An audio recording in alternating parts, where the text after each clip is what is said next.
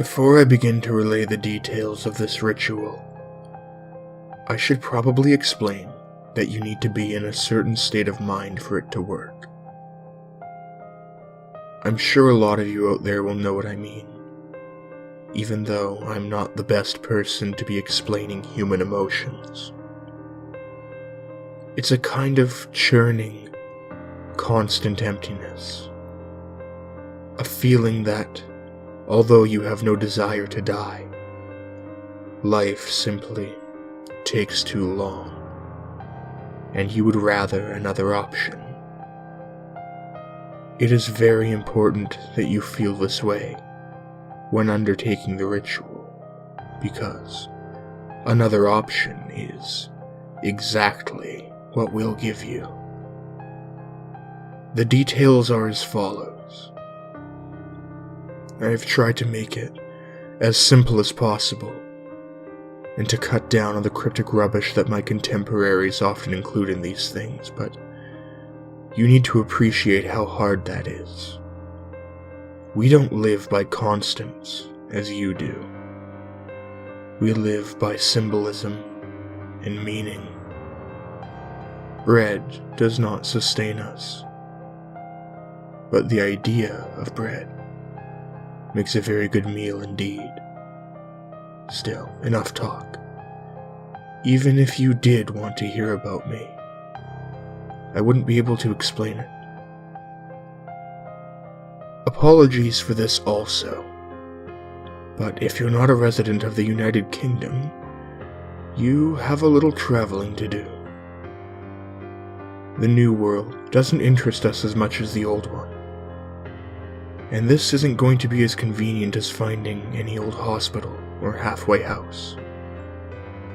You will travel to Suffolk, England, and find a public house called the Queen's Head on the crossroads of 4 villages: Southwold, Aldeburgh, Dunwich, and Walberswick. They have all been well noted by history, though not necessarily in the history books. Anyhow, once there, visit the place during the hours of 11 p.m. to 1 a.m. and take a good look around the pub itself without going inside. The crossroads is a simple one. 4 towns lie in 4 different directions, though new roads may not reflect that accurately. Take a compass with you. Take 10 steps toward each town, then 10 steps back to your original location. Once you have done this for all 4, proclaim, "I have seen these crossroads too many times." Once said, step into the pub. It should look much as it did in my time, which may well be a shock to you. Don't worry, you can turn around and leave right at that moment, if you so wish. Go back to your life and listen to these stories from the safety of a computer screen. If you do decide, however, to continue this course of action, then go to the bar and ask for a glass of the House Malefic. The barman will give you a glass of red wine and accept no payment. Now, drink it, and you are exactly halfway to where you want to be. Good. Once it's gone, he will tell you that you've had enough and ask you to leave. Do as he says, for though he is a good friend of mine, he is a spiteful man with an old crow for a wife, and he delights in an excuse for a fight. When you leave, you will find a large black horse outside. Mount it. It's yours.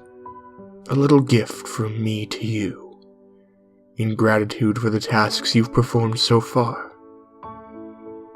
The wine will have warmed you a little, I hope, for you have a long ride. It doesn't matter in which direction you travel. It never did. The roads will be old now, impossibly so perhaps, and a dense fog will cover the tracks. Plow ahead and do not deviate from the road. He may send a guard to veer from the mist to try and stop you, but keep moving. He may even send a loved one to plead that you slow down. This is a trick. It is me that he wants to stop. We've never seen eye to eye.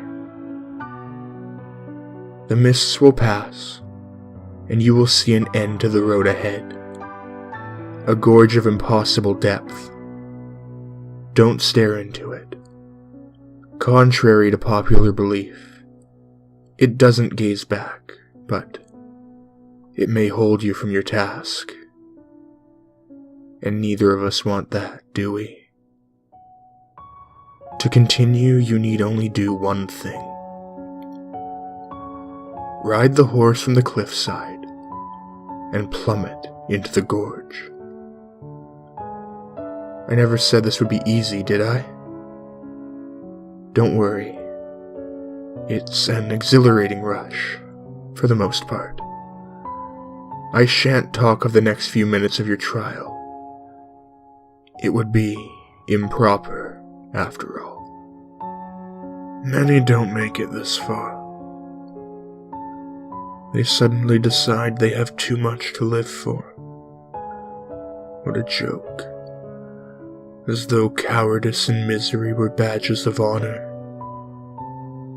However, those that do have the courage for this, and I commend you, I truly do, will have but one final task ahead of them. The hardest of all. He will appear to you. I've seen him before. More times than I would care to mention. And I know that this next part will be no easy task. You must deny him. He will show you your loved ones, those that have passed from life, and he will promise you a life with them. You must deny him. He will offer you bliss and release from pain. You must deny him. Finally, he will offer his friendship and his regard. Deny him. His words are false, and you will find no succor with him. Finally, he will leave. Good. And we will be alone. Now for your gift. The reward for your efforts. No problem to a being like me. I will touch you upon the forehead once, and you will awaken the bed you find most comfortable. From this point on, you will possess an irresistible charisma, and disease will never trouble you. No wound will harm you, and no argument will sway you. You'll be one of my children, and you will recognize others I have dealt with by the black fingerprint on their forehead. The only catch? There isn't one. I'm not like him. I don't deal in punishments. I reward my children